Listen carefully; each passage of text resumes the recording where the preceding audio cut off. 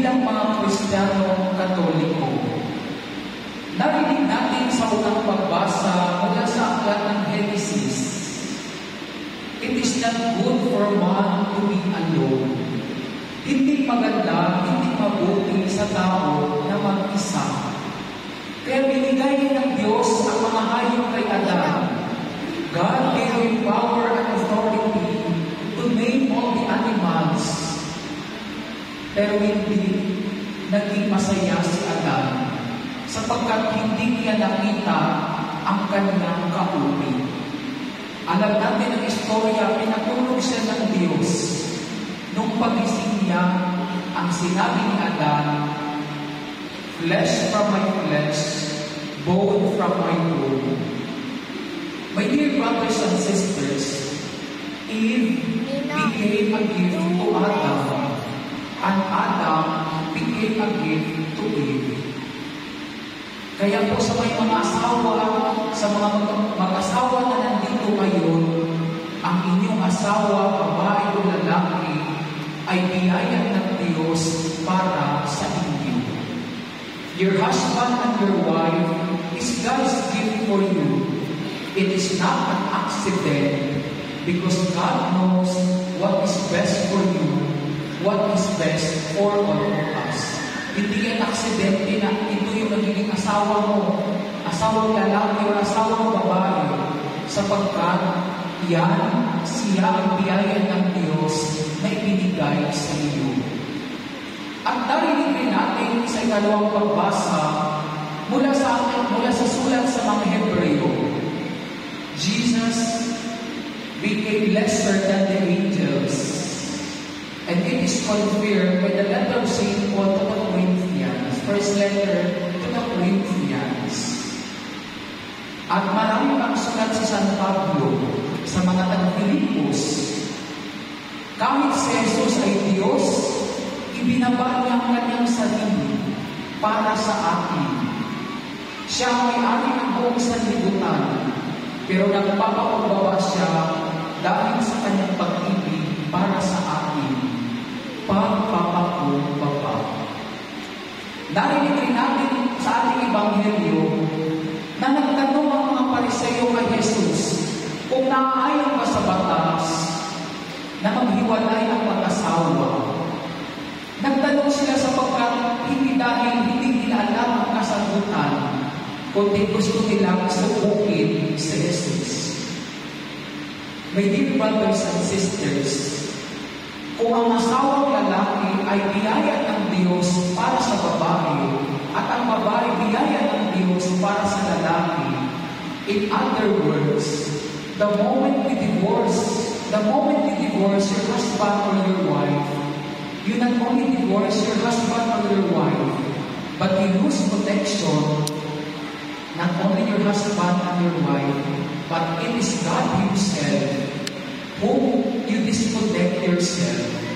Sa oras na hihiwalayan mo ang iyong asawa, makipag-divorce ka sa kanya, unang-una, ang Diyos mismo, ikaw mismo ang humihiwalay sa Diyos. Sapagkat itinanggi mo, iniwan mo ang tao na biyaya ng Diyos para sa iyo.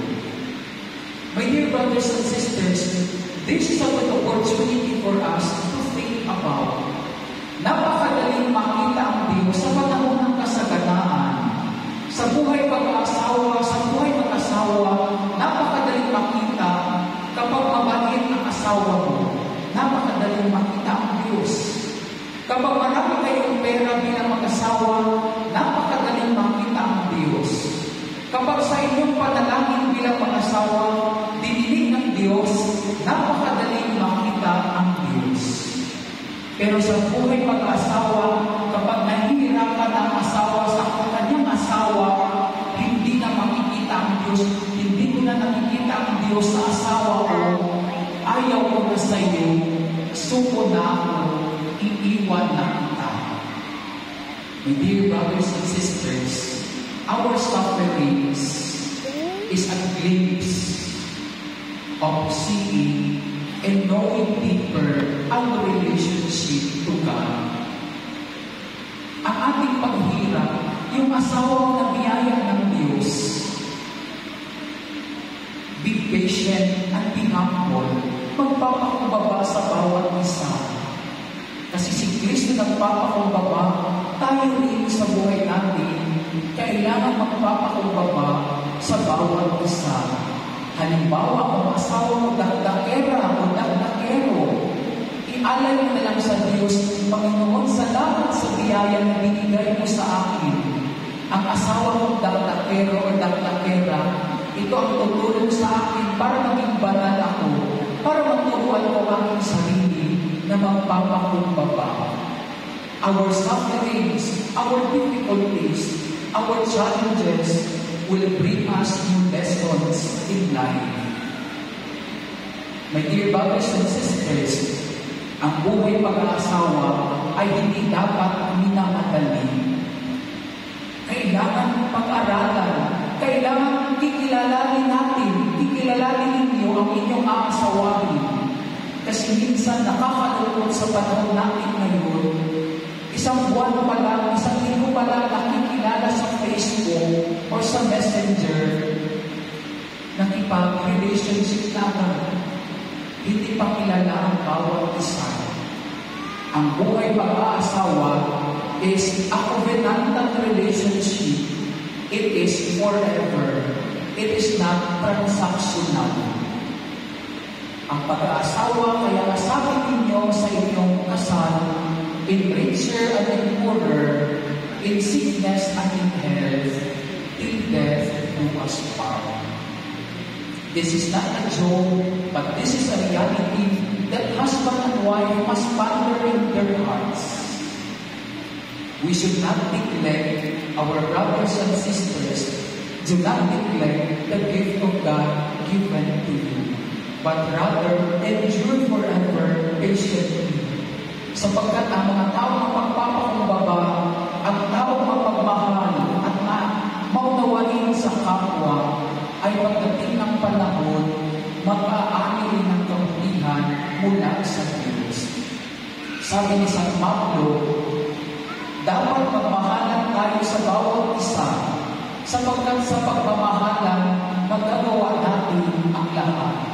Sabi ni San Pablo, love is patient, love is kind, love rejoices in the truth, it bears all things, believes all things, it hopes all things, endures all things, and St. Paul concluded, therefore, love never fails. Always live in the spirit of love, because God, who is love, will dwell in our hearts and in our mind. We cannot escape from the reality of sufferings and difficulties. But if God is in us, and we are in the Lord, all impossibilities will become possible. Ipagdasal natin ang bawat isa, ipagdasal natin ang bawat pamilya na maging channel tayo para sa iba, para makita ng iba ang Diyos sa buhay natin. Para sa oras na kukunin tayo ng Panginoon, we have no other words to speak, we have no other words to utter, but it is